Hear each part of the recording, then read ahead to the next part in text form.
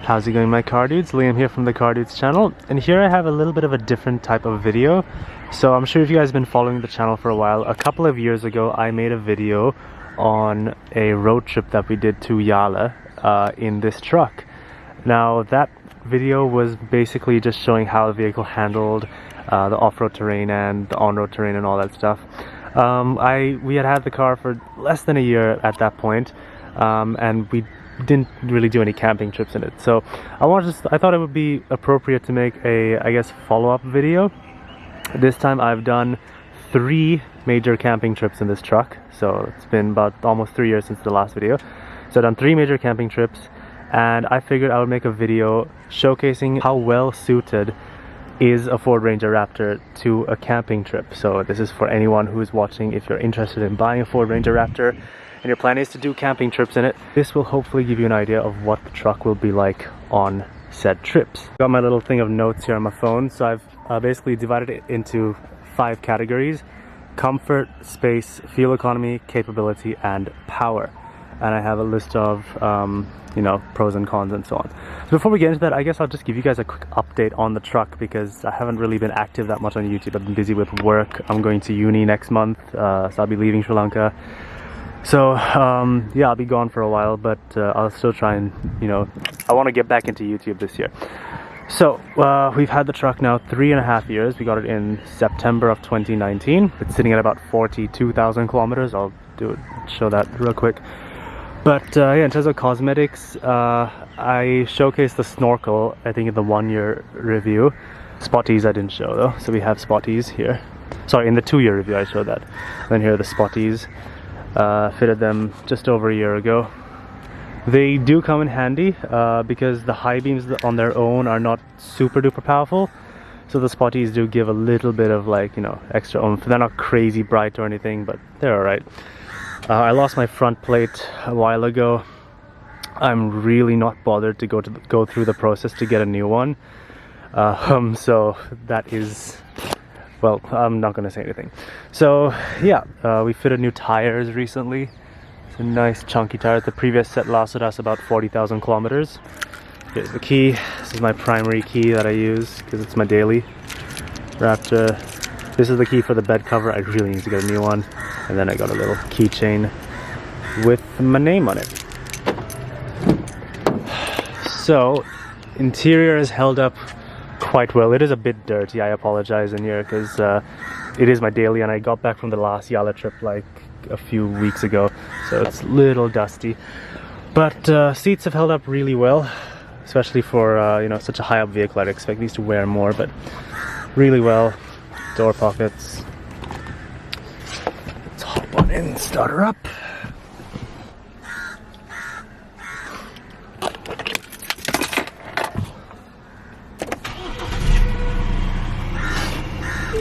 So yeah, mileage, we're looking at 42,681. Now there are some things you have to keep in mind when, I guess, talking about this kind of thing, because not everyone's camping trip will be the same, and, you know, some people's Ranger Raptors will you know, be maybe spec'd differently. Like some may not have a snorkel, some might have a canopy on the back, some, you know, might not have all-terrain tires, so on and so on. Here are some of the factors for the trips I've been on, and my Ranger Raptor specifically.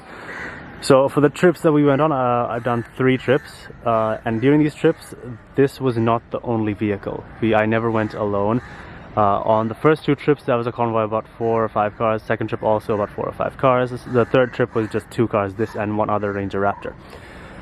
So for the first 2 trips, there were only 2 occupants in the car, my dad and I, and then the third trip was me and some other people also. So it was 4 people going up and then 5 people coming back to Colombo. Similar routes. All these trips were done in Yala, and I have a bed cover instead of a canopy, so keep that in mind. I guess another factor is also I have a snorkel, spotties, and I've seen some people in Europe swap them out for the Ranger Wild Track tires or the Everest. I forgot what the top spec Everest is, but those wheels, which are, I think, 20-inch rims and like road bias tires. So yeah, those are just some things to keep in mind. Okay, so we'll kick things off with comfort. So as you all know, the seats in this truck are just superb. Even my dad praises them. He says these seats are better than what's in our 2017 BMW 740e.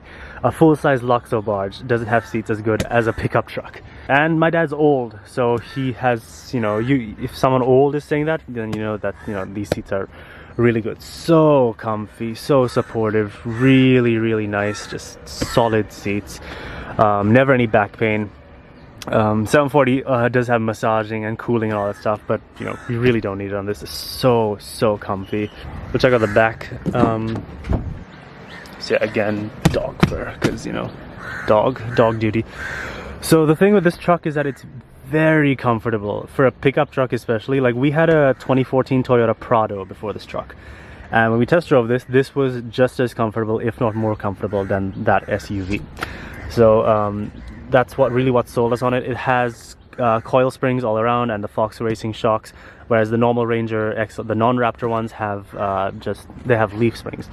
So very comfortable, especially with 4 or 5 people in the car. People were like complimenting me, saying like, wow, I can't believe, you know, you were on the highway going at that speed. Like, it was so comfortable. People just slept, like everyone else in the car just slept, snoozed off for the entire drive. So yeah, very comfortable.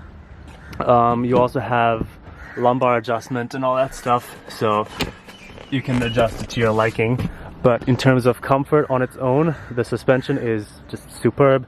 The seats are just amazing. Doggo.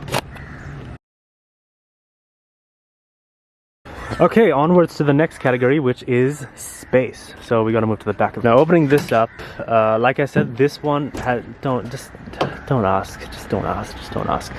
Like I said, this has a bed cover. It does not have a canopy. Some people prefer the canopy, some people prefer a bed cover. I personally do not like the way the canopy looks. I much prefer this. Kind of defeats the purpose though, because this doesn't work. It's broken. Like, that's as far back as it goes, and it doesn't stay open. It doesn't lock. Like, I need to get a new one. I need to fabricate parts because it's missing 2 rollers. But yeah, so in my case specifically, this was a bit of an issue because we couldn't load, like, you know, such high items. We had to use the other Ranger. The other Ranger Raptor that came with us had a similar thing, but it was electric and it was a bit higher up, so you could, like, it would clear some things.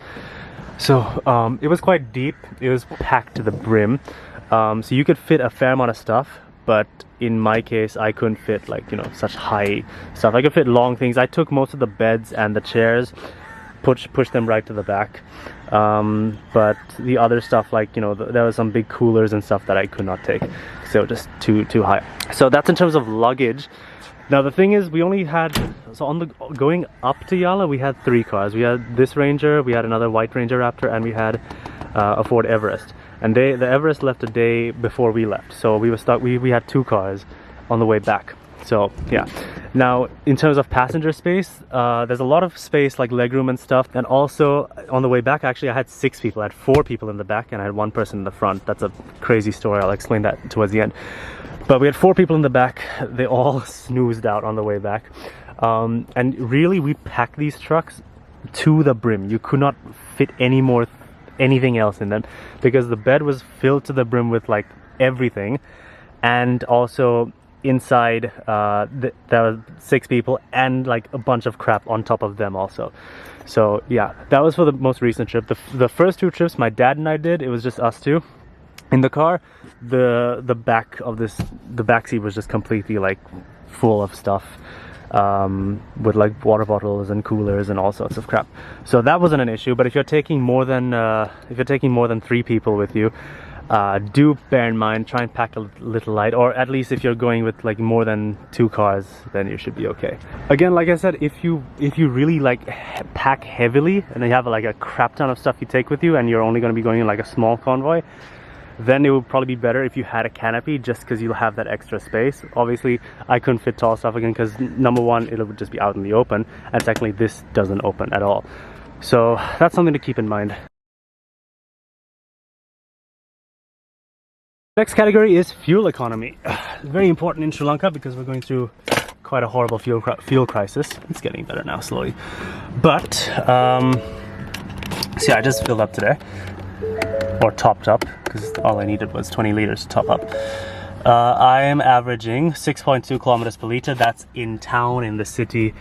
It doesn't do that great. On the highway, if you're cruising at like 110, you'll get about 12 and a half, 13 kilometers per liter, which isn't bad considering the truck was like loaded to the gills. Like it was so like filled with stuff, the rear was sagging. It was actually hilarious. Both the Ranger Raptors were sagging. It was really funny. So I guess in that sense it's okay. To go to Yala, it used a quarter of a tank. Not to go to Yala, to go to Tissa, which is the town before Yala. Let's do the quick distance.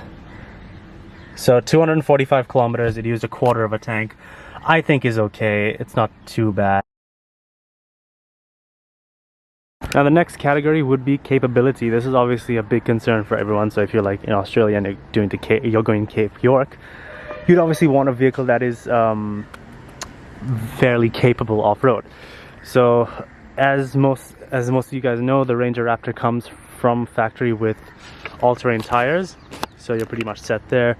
Fox racing shocks, coil springs, 4 high, 4 low, and it's got the little terrain management thing that you can select. See if you see here, so normal, mud, sand, sport, Baja, grass, gravel and snow, and then rock crawling.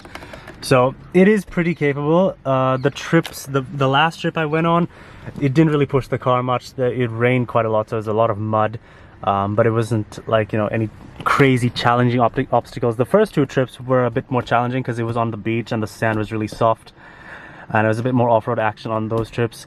Even those trips, the truck never felt like it was struggling. It never broke a sweat. It was very composed and very capable. Obviously moderately capable. Obviously in Sri Lanka we don't have the stuff that you guys have in Australia. We don't have, you know, crazy $1,000 tracks and whatnot. But for what I've done, the truck has been extremely capable. It's never, you know, felt stressed, and it's just been, you know, perfect. It's done its job perfectly well. You also have locking diffs, hill descent, and then your 4 high, 4 low. So yeah.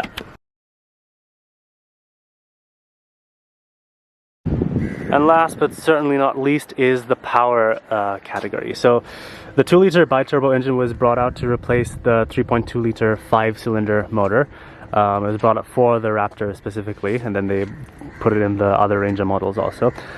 So this engine has 213 brake horsepower, 370 foot-pounds of torque. It has a 0 to 100 time of 10.5 seconds, and a top speed of, I've topped it out in Mexico at 177. I could not get it to go faster than that.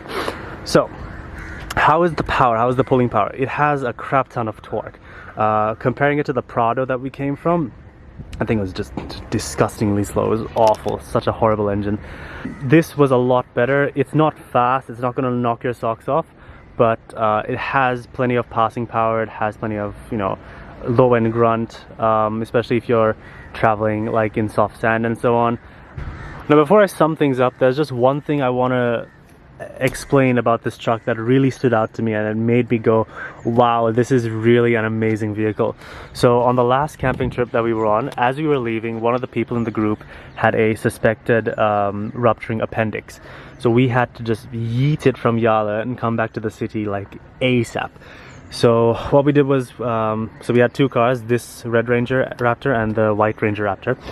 So obviously to go into Yala you need a tracker. The tracker was with us. So what we did was the tracker sort of was able to get us permission to exit from a different exit of the park, which was closer to our campsite. We exited from there. The tracker was in the White Ranger Raptor, and the patient was in this truck along with 4 others in the back. Now the White Ranger Raptor went to drop off the tracker at the original entrance that we entered through.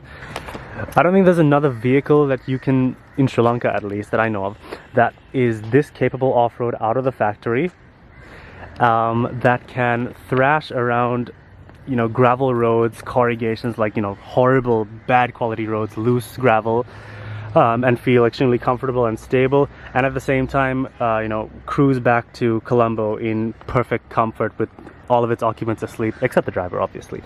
On the way back to Colombo, because we really needed to get to the hospital like ASAP, I was flying. I set my cruise control at 160 the whole way. Like, it's a medical emergency. I didn't really have a choice. I made it from Matala to Kottava in about an hour and 20 minutes, and normally it takes double that, so pretty much half the time.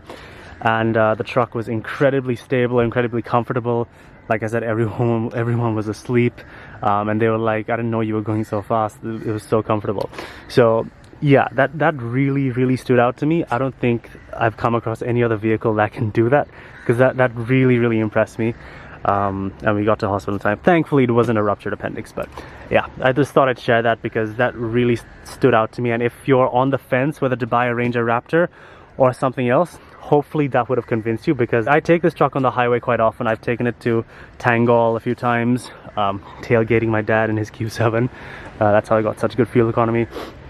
I've taken it to Yala before, I've taken it to Nigambo, I've taken it pretty much all over the place, and it's such a comfortable, stable cruiser, but it will not let you down when, you know, the going gets rough. So that's something really amazing to me. Ford did wonders with this. Obviously this is the previous gen car.